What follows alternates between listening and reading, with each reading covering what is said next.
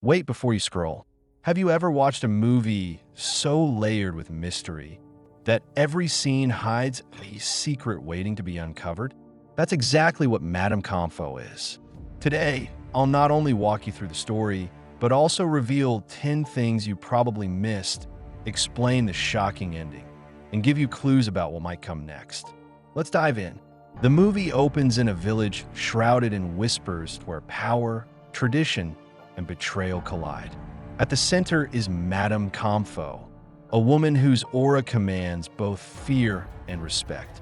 She's not just any woman.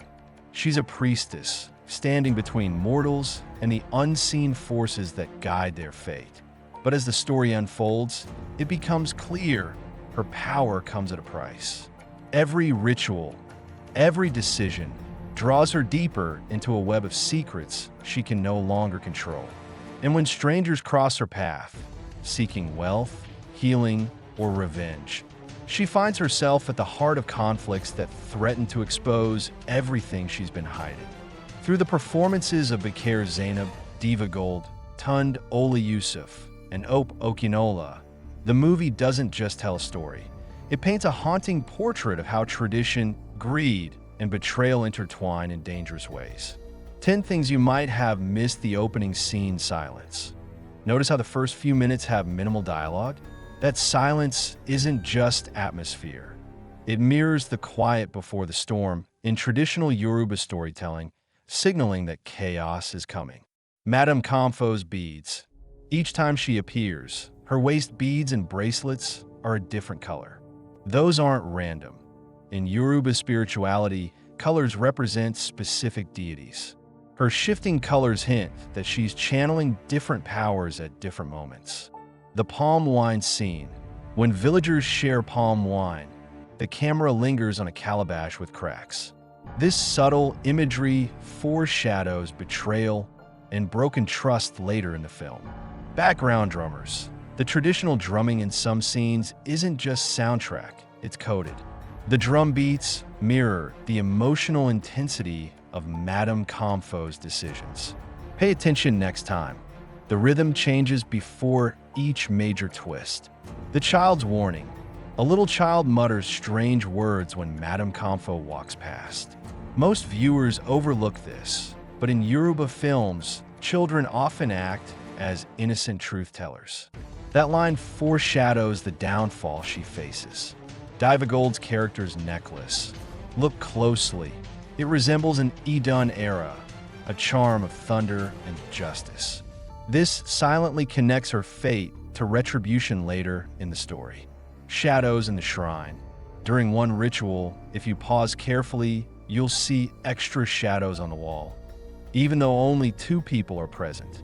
This suggests the presence of unseen spirits. The market gossip. A background conversation at the marketplace mentions a past priestess who died but never left.